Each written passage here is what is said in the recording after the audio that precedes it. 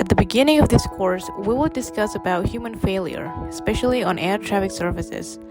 In this video, we are going to explore how human failure occurs. Please feel free to pause this video at any point to take notes. Human failure can be divided into two main types, human error and violations. Human error tends to be caused by unintentional decisions or actions, although the intention was to carry out the task correctly. Violations, conversely, are intentional failures. This is where a system or set of rules are in place but they have been ignored or disregarded for some reason. Violations can be routine, for example, where bad practice or not applying rules has become the norm within a given environment. They can be situational, where rules are not adhered to due to other factors, such as time constraints or not having the proper tools for the job. Or they can be exceptional, where someone attempts to solve a problem in an unusual circumstances, leading to them taking a calculated risk but knowing they are deliberately not sticking to the rules to do so. For the purpose of this module, we are going to primarily focus on human error and strategies to avoid this, rather than deliberate violations.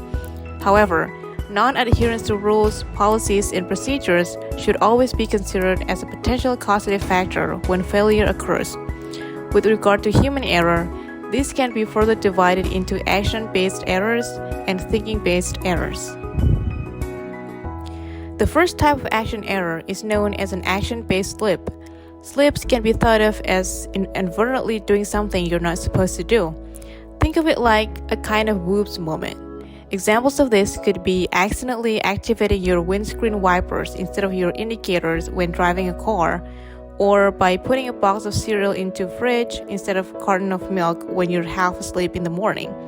They are unintentional errors, but a mistake has been made nonetheless. We can also have memory-based lapses. This is where you may be undertaking a task and you lose your train of thought or forget to do a step in the process. These can occur in overly familiar tasks that require little thought, but can also occur when the task itself is very complicated and leads to poor decision-making. An example of a memory-based lapse could be misplacing your house keys and forgetting where you put them, particularly if you're in a hurry or you've been distracted. Conversely, thinking errors tend to be decision-making failures. Thinking errors can be rule-based mistakes when someone makes a mistake during a task even if they are aware of the rules, or knowledge-based mistakes where someone may not have the prerequisite information needed to undertake a task correctly.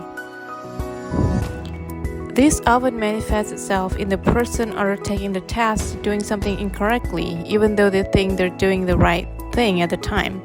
Mistakes frequently occur if a person is undertaking too many tasks simultaneously, if the task is very complicated, or if there are time pressures involved in the task. By understanding how human failure can occur and better still having an awareness of what could have caused that failure, we can anticipate if human failure is probable in a given situation and look at putting barriers and strategies in place to prevent that failure from occurring.